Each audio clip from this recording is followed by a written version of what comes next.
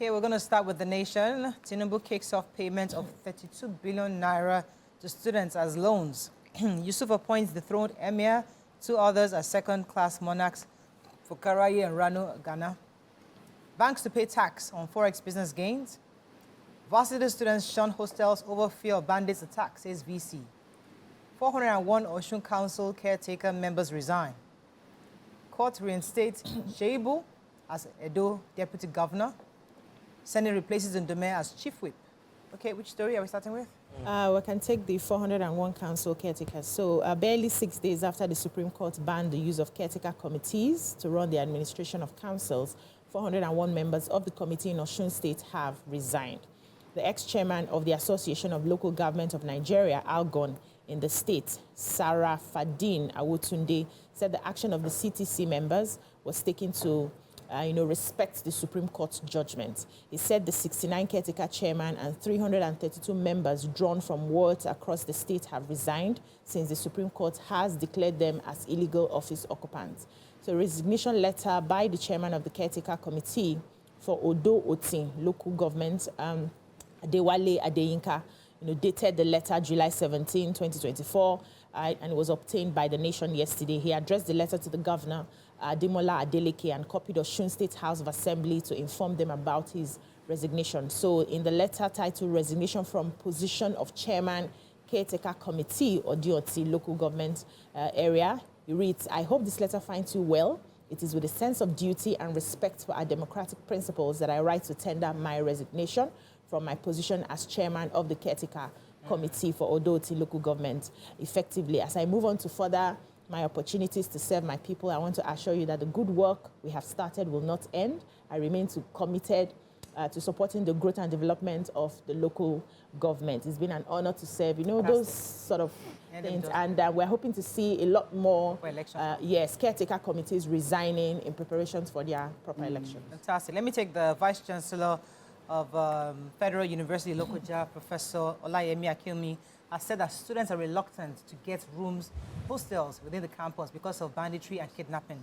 According to him, he was speaking yesterday in Abuja. He said that they have 2 hostels with a combined capacity of 500 rooms. Unfortunately, all of them are empty because the students are afraid of kidnappers. If you recall, back in May, 2 students were kidnapped and killed in Kogi State, actually, and 2 of them were killed by their kidnappers. So he said that the school was therefore reluctant to even open the hostels. They don't want the children to be vulnerable to these attacks. So that's why they said they don't allow the children to actually be part of it, to be in that hostel.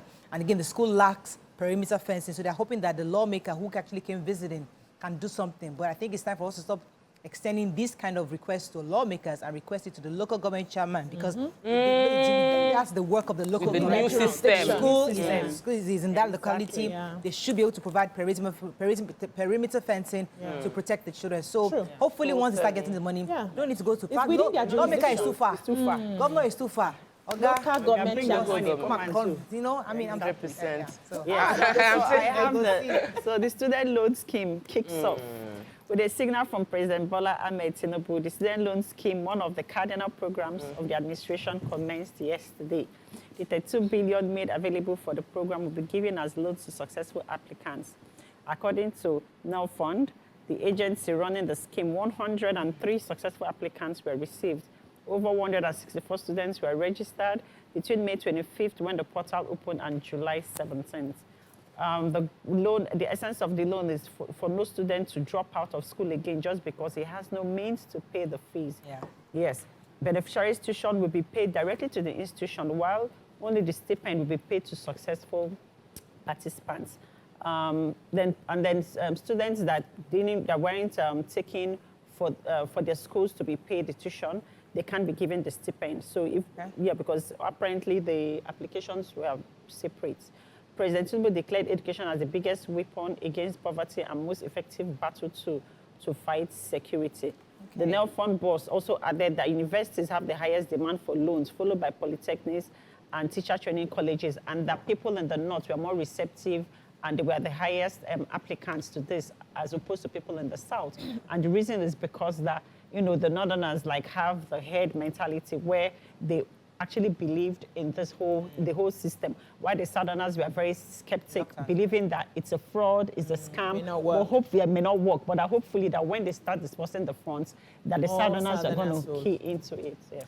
Okay. I have a story. The Federal High Court in Abuja has voided the impeachment of Philip Shaibu, the Deputy Governor of Edo. Well, the former Deputy Governor of Edo State, they've reinstated him to his position under the conversation of the fact that they couldn't prove, the House of Assembly could not prove what gross misconduct meant. According to the House of Assembly, they said in filing his case in court, he revealed some documents that were considered confidential, and because of that, they said it is gross misconduct. The court, however, that's Justice James Omotosho, said that since they did not provide the document or prove that what he did was gross misconduct, it's been reinstated. The governor has said that they've filed a stay on the judgment, execution of that judgment, saying that on pending an appeal, the current deputy governor, which is Omobayo, should remain in that position. The former deputy governor, who has been reinstated, said if he's happy, I don't even understand. The reinstated deputy governor and the current deputy governor. And there are two of them. Yeah. The reinstated deputy governor and current deputy governor. So the reinstated deputy governor said that he's happy with the justice system, and that the fact that the governor is saying they should not execute that judgment pending an appeal is an affront against the courts. So we're waiting for the appeal now to state which side things would go. But for now, within Edo State, the current deputy governor, Omobayo, will still be carrying out all the activities of a deputy governor, while the reinstated deputy governor would have to wait until the appeal is done and the judgment favors. I saw the judgment that they told the police to reinstate him. Yes, reinstate but I'm reading the paper that the governor said that they have done, the plaintiffs, the governor is saying that because they have gone to a court of appeal, they should wait. The Punch, very quickly, IOCs still causing crude supply crisis. Dangote Refinery cries out. Picture here of North stops applicants list as federal government disperses student loan. UI student protest 10-hour electricity rationing tuition hike. 104 Oshun local government caretaker. ESCOs resigned over Supreme Court's judgment. Over 600,000 Nigerians sought asylum abroad under Buhari's report. PDP governors ask FG to fast-track minimum wage talks. Tinubu 6 trillion naira as 2024 budget hits 34.9 trillion. Okay, which story? Okay, we'll do the major headline here. So the management of Dangote Industries Limited has insisted that the international oil companies, that's the IOCs, are still frustrating crude supply to its 650,000 capacity refinery. The management said this and also went ahead to commend the Nigerian Upstream Petroleum Regulatory Commission for its various interventions in the oil company's crude oil supply from the IOCs, and also for publishing the domestic crude supply obligation guidelines to enshrine transparency. So instead of speaking all this plenty English, let me just break it down so that we understand. So he's saying that the IOCs are not selling directly to Nigerian producers. So he has gotten into the space where he can now buy crude and refine for us. So they are referring him to go and get a middleman who will now increase the price before they can sell to him. And they are also prioritizing other producers, Asian companies and other companies aside from Nigerians. And this crude they are manufacturing from Nigeria here. So they've, had conversations. They've taken the matter to the NUPRC, who is trying to resolve it. But I'm wondering, and now by the time they now sell, they realize they also sell higher price to them compared to what they can get in the market outside. So it seems like there's a deliberate tactics to, sort of. But they might also already have contracts. It's not about contract now. So the advice is the government needs to step into this and change some policies. If you are producing in this country, you are producing here, you must sell to this country first. Parity. So all those policies that they got away with because we didn't have somebody who was producing, we have somebody now who is ready to help us. So you must change those policies. Exactly. Nigeria first. They're here now. Let's go on a short break. When we come back, we'll continue with our review. Stay with us. We'll be right back. Thanks for staying with us. We're still reviewing Punch. What's the story? Okay. The People's Democratic Party Governors Forum on Wednesday welcomed the verdict of the Supreme Court granting financial autonomy to local governments. The PDP governors also called on the federal government to speed up the ongoing deliberation of the new minimum wage. They stated this at their meeting in Enugu State on Wednesday. The meeting was attended by all the 13 governors elected on the PDP platform. The communique containing the resolution of the forum was read to journalists which said that the opposition governors berated the ruling APC party for allegedly ruining the nation's economy and reversing the gains made during the 16-year rule of the PDP. They said the APC had, through its policies, plunged Nigerians into misery. They called on President Bola Tinubu to take immediate actions to restore the nation's former glory, lamenting that the significant progress made during the 16-year leadership, including single-digit inflation, establishment of anti-corruption institutions, and improved standards of living, had been eroded under the APC-led government. Apparently, the meeting commended PDP-controlled state governors of their innovative governance approaches, particularly in infrastructure, development, education, healthcare, women and youth initiatives, and timely delivery of developmental projects across the country. Okay. So I want to take the UI. So the University of Ibadan had a protest about a few things. Number one was the tuition hike. They called this outrageous fees by the authorities.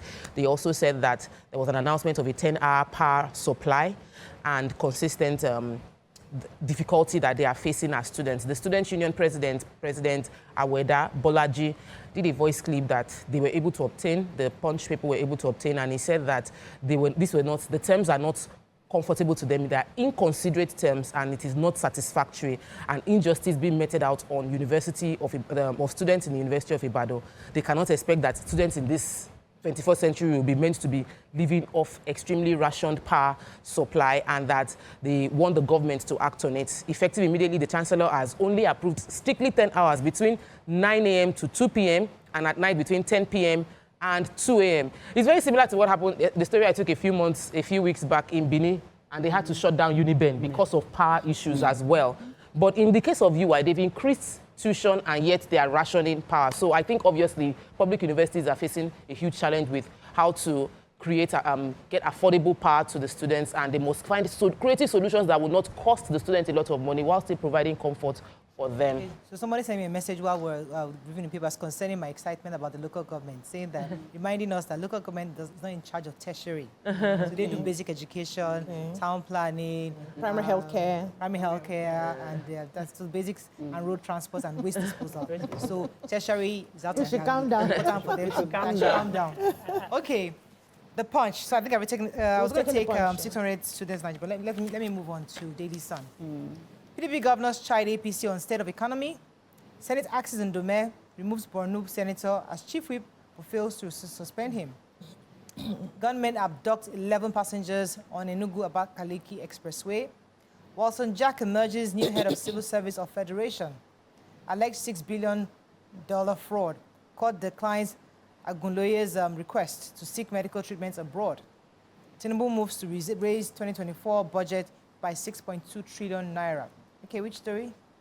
Gunmen have abducted no fewer than 11 passengers at the Amechi-Idodo axis of Enugu-Abakaliki Federal Highway. Some of the abductees, they said, were returning students of the tertiary institutions in Ebonyi State. Daily Sun reported, gathered that the incident happened on Tuesday as they were traveling in a commercial bus from Oka, Anambra State to Abakaliki, the Ebonyi State capital. Their bus was intercepted by the hoodlums at the notorious Amechi-Idodo area in Nkanu East local government area, and they said the place has turned to kidnappers' den recently. Though it could not be confirmed whether the Enugu State Police Command was aware of the incident, but according to a family member, I said family member of one of the victims, he said the kidnappers established communication with them today and were asking them for 30 million naira ransom.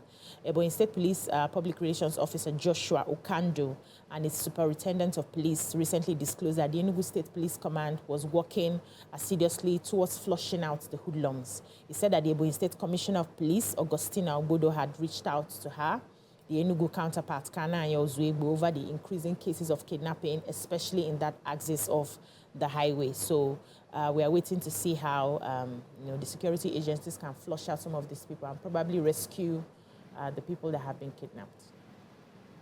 Okay, so the $6 billion fraud. Court has declined Aguloye's request to seek medical treatment. So yesterday in FCT, the High Court, I think it was Justice, trying to get the name of the High Court anyway, had denied former Minister of Power and Steel all the issues we're having today with power. This is one of the people that haven't that calls the Dr. Olu Aguloye according allegedly, seeking to travel abroad for medical treatment. So he's facing a trial over the allegation of misappropriation of $6 billion meant for Mambila Hydroelectric Power Station. And you know how important this Mambila in Taraba State is for us. Anyway, it was leveled against him by the EFCC. He was charged with 7 counts bordering on forgery, disobedience of presidential order, and corruption. So he has asked the court to please allow him to go abroad for medical treatment, that he really believes that his ailments cannot be treated in Nigeria. But Justice Jude, yes, I have his name now, Umwegbuzi, held that the defendants failed to adduce sufficient evidence to show that your ailment cannot be treated in Nigeria. So please, you cannot go anywhere. He's been arraigned from that charge, and he has to face the trial next is, I think, September 23rd to continue his trial, pretty much. Okay, so the Indigenous People of Biafra, IPOB, has demanded unconditional release of its leader, Nnamdi Kanu, over what is described as his deteriorating health. The group wondered why its leader is being held at the custody of GSS, despite clamor for his unconditional release by various groups, individuals, and recently the National Assembly. While describing his continual detention in a statement he released to newsmen as provoking to Ndibo and his group, despite the order for his release. He also said that they are enumerating all the injustices to demonstrate that the federal government of Nigeria is intentionally provoking the anger of IPOB and Ndibo. IPOB has maintained a non-violence approach in the Biafran struggle, irrespective of the high-handedness of Nigerian government against Biafran activists. They talked about the Yoruba activists too that have been released, and wondering why Nnamdi Kanu has not been released, saying that his health is going down every day under DSS solitary confinement because of the nature of his health issues. And they are pleading on the president and his attorney general to free Nnamdi Kanu so he can go and treat himself. So I want to take the story of the new head of civil service of the Federation that will be effective from August 14. Now, I'm taking this because we've had in previous administration where people would get to retirement age, and there was no provision for the new person that will take over, and everybody, what's going on, the person has retired, okay, they will give them extension. In this case, the current head of service, Folashade Yemi, is going to retire August 13, 2024, and the president has already made a new appointment of Mrs. Didi Esther Wilson-Jack as the head of civil service for the Federation, effective from August 14, 2024. Leadership that we must acknowledge. And there's a succession. There will be proper handover between now and then. It is really worth applauding, and it's something we should do in other areas or other states, that there will be no gap. Once there's no leadership gap, succession and continuation of good quality service will continue seamlessly. So yeah, good Vanguard, work. very quickly, let's find a story of not taken. For attacking Tinubu, APC sacks Ndume as Senate Chief Whip. Methodist bishops and Islamic clerics to federal government hardship may lead to chaos and anarchy. How weak institutions aid corruption, threaten democracy, says, guess it again, Ganduje, Kuka and Yakubu. Okay. Telecom sector hard hit by harsh government policies, says report. Protests against hardship, Zulum meets security chiefs, monarchs, religious leaders, and others. PDP governors warn against presidential interference in Edo and Ondo Guba polls. Okay, which story for a runoff? Okay, so I took the story that is doing negotiations right now. Planning permits. Lagos State grants 3 months amnesty to house owners. The Lagos State government yesterday has given a 3 months extension for owners and developers of existing buildings without planning approvals in the state. The Commissioner for Fiscal Planning and Urban Development, Dr. Olumide, who disclosed this in Alausa, said that Sanwo-Olu had approved the extension of the program by another 3 months. We remember that they had given 3 months before, right? Between May 2nd to July 30th, but now they are giving an extension from the 1st of August to October 2024. Yes, so this is a good thing for planners. People yes, houses in people building houses to get their to permits because of the hardship. They are trying to cushion the economic hardship for them for payments, but you actually need to get your your building permit before building. Actually. All right, so in Lagos yesterday, bishops of the Methodist Church in Nigeria have charged federal government to implement policies that will tame inflation in the country. warning that if the economic challenges facing Nigerians are not tackled on time, it could lead to chaos and anarchy. This came on the day of the popular Islamic cleric Imam Muhyiddin Salman. Also, he also urged politicians to stem the tide currently to reduce the level of hardship in Nigeria. They're quite worried that if we don't do this, it might cause quite a bit of problems. The bishops spoke at the end of the 41st Council meeting that happened in, I think it was, the theme was Arise and Build. It was held at the Methodist Church in Sabo, Lagos yesterday.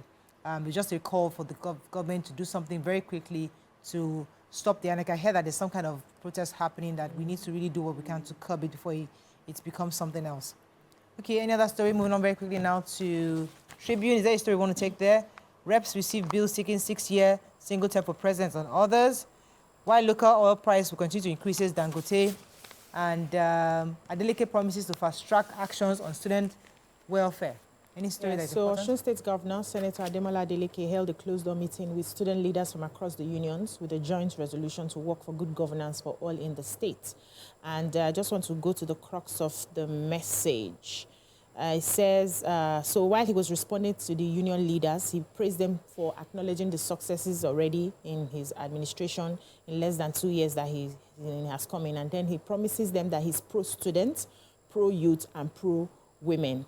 And he described them as leaders of today, not even tomorrow, and that he has gotten all the situation reports across the campuses, and their presentations are not new to him, but now he has plans for them. He's going to ensure that everything that he has promised he'll be doing for them, especially concerning their welfare, will be followed from top to bottom. All right.